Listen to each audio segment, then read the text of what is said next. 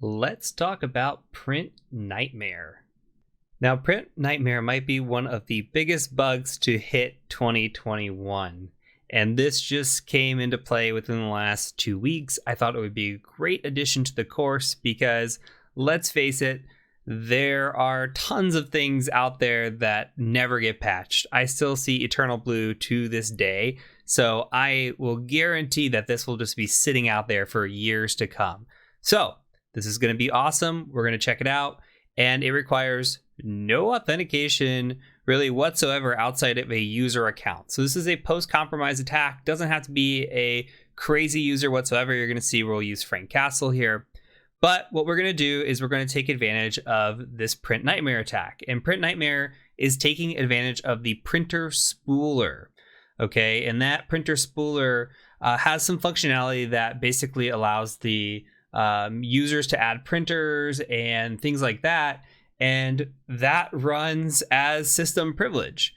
And because it runs as system privilege, any sort of authenticated attacker, could be remote, could be locally, doesn't matter, can run code execution as system privileges. And this is similar to, there's a privilege escalation attack out there called Print Spoofer. This is kind of the same idea, but at a much more severe level. So if you're interested, I've got the different types of attacks pulled up. I'm going to link these in the description below in the resources. The one we're going to be using right now is going to be this Cube 0x0 code. There's also a local privilege escalation by no other than John Hammond and I believe Caleb Stewart as well. So we're going to actually just be focusing on this version as well because it's remote code execution. It's bad news bears. So if we scroll through, we're going to watch everything that's going to happen. First of all, if we want to check out whether or not this is vulnerable in our environment, all we have to do is use something called RPC dump. So if you're on this website, you can basically just copy this here and then apply your domain controller information. So I'm going to paste this, and my domain controller is 192.168.138 dot, I believe 132, but I'm going to make sure real quick. So I'm going to log in and check that. And you should do the same just in case. So I am at 132 indeed. So let's go ahead and run that. And if we see this print system asynchronous remote protocol and this system remote protocol, then we are vulnerable. Okay. The mitigation here is to disable this print spooler service. We're not going to go ahead and do that right now. We're going to run this attack. So in order to run this attack, we need to install the latest version of Impacket. So we're going to run pip3 uninstall Impacket from this page. All right, so I'm going to go ahead and just run that. This makes me sad because I have been using old Impacket for quite some time, but on this one, we're going to go ahead and update. And then I'm going to go ahead and do a git clone here, paste this. And if you need to get back to Impacket 0.9.19, you can do that pretty easily. You just need to use pimp my Kali as shown in the beginning of the course, and you can do that on a one-off kind of command if you're interested. So we're going to go ahead and just install this real quick. I didn't even put this in my my op folder. I'm just literally doing it off of my root folder here, or my root directory. So, okay, I've got that installed. And the next thing we're going to need to do is grab the actual Python code. So I'm just going to click in it here, go raw, copy, Control A, Control C if you don't know your shortcuts.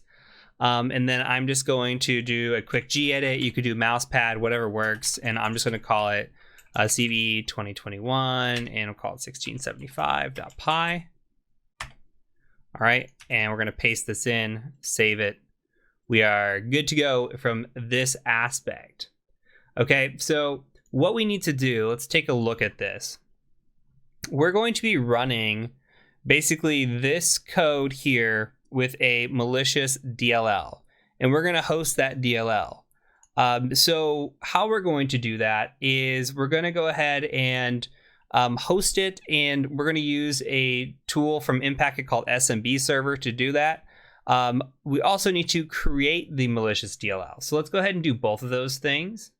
So I'm going to open a new window here, and we're going to use MSF Venom to generate a payload. I'm going to use Windows x64 Meterpreter and reverse TCP. lhost is equal to, and this is going to be our machine here, which I think I know the IP, but we'll always double check. 192.168.138.128. It's a lot of 8s. 192.168.138.128. Okay, and then we're going to go ahead and set the L port. I'm just going to do all 5s. You can do whatever, 443, 53 if you want to be cool. We'll do a file DLL, and then we'll just go ahead and put this into a shell.dll. Okay, that should generate shellcode into this shell.dll, which we are then going to host. The other side of this coin is anytime we do MSF Venom, we also have to do MSF console. So we're going to get a Meterpreter session here. So go ahead, run that. Don't worry too much about any of this. Okay, so what we're going to do is we're going to say use exploit handler. Apologies. We can use multi-handler, or you can do the full use exploit multi-handler. Okay, so use multi-handler. And we're going to go ahead and say options. You'll see that there's no payload set here. So we're going to need to catch this payload. Remember, we set the payload of Windows x64 Meterpreter reverse TCP here. So we're going to go ahead and just copy this. And I'm just going to say set payload and paste. Okay, now when we run options again, we can see we've got lhost, L port. So I'm going to set the L port to 5555. Set the lhost to 192.168.138.128. All right. And that should be good. So we're going to go ahead and just run this and set up the listener. Now, the other thing we're going to need to do, I'm going to open up one more new tab here and bring this over. We're going to need to set up a file share. So we're going to do some sharing. So we need to share the file that we created. So the shell.dll, that's exactly what we're going to do. So we're going to use Impacket. Impacket has SMB server. Actually, if we just do SMB server.py should work. And then we should be able to just do share on present working directory. So we'll just do pwd like that. Okay, so now we're sharing this entire directory. And then now we are good to go. So basically what we've done is we set up, we scroll here, we've set up everything. So the only other thing that we need is we need to have a user pass and then the domain controller. Okay, this doesn't have to be an administrative user, it just has to be a user. So what we're gonna do is we're gonna come into this right here. I'm going to run this alongside. So I'm going to say Python 3, and we'll do CVE like this. Okay, we're at marvel.local. I'm going to do /, we're going to use fcastle. And then I'm going to go ahead and put this in with our password. Our password is just password1 because we're bad users. And then we are at 192.168.138.132 for the domain controller. Okay, and I will one more time double check that, 132 right there. All right, the other thing we're gonna do is we have to go to our file share. So we're gonna do our 192.168.138.128 for our Kali Linux machine. Our share is just gonna be called share, or we can do whatever we wanna call it or whatever you called it, and then we'll just call it shell.dll, all right? And that is it. So let's try running this and see what happens.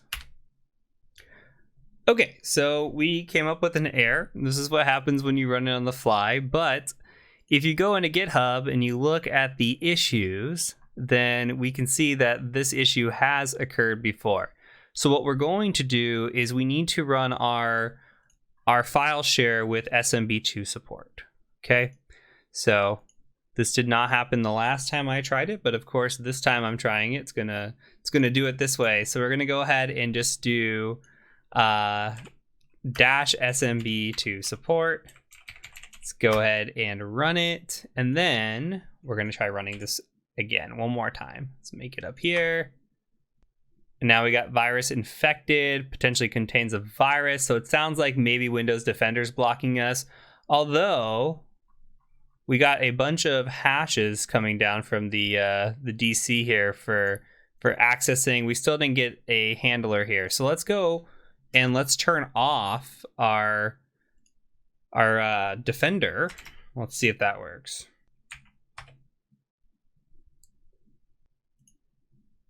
Okay. Took long enough. We got there. We can do a shell and dump in. We can do a get UID. We're authority system. We could do a hash dump. Hopefully dump the hashes. You could see we've got the KRB, TGT, F Castle, T Stark, P Parker, everything. So we've got all the hashes for this user. So it looks like what's happening is Windows is picking up on this, which it is picking up on the DLL here. Okay, so the DLL is getting blocked by the antivirus. Now, I was talking to a friend a couple weeks ago, and he said he ran into the same thing when this first came out. He was trying it on an assessment, and what needs to be done is you need to obfuscate the DLL. You need to do a little bit of AV bypassing, and that's a little bit outside of the scope of this course, though I do encourage you, if you want to try this and go further with it, to obfuscate your DLL and take it above and beyond. There are other C2s outside of Meterpreter that you can use, or Metasploit that you can use, and utilize them in terms of obfuscation as well and have a little bit better success. But otherwise, this is just a good example of what to look for. And then when you're on an assessment, the latest and greatest is probably what you're going to be using. I'm guessing this is going to be a cat and mouse game of detection on this current bug, but this one is pretty nasty. So that is it for this video. I will catch you over in the next one.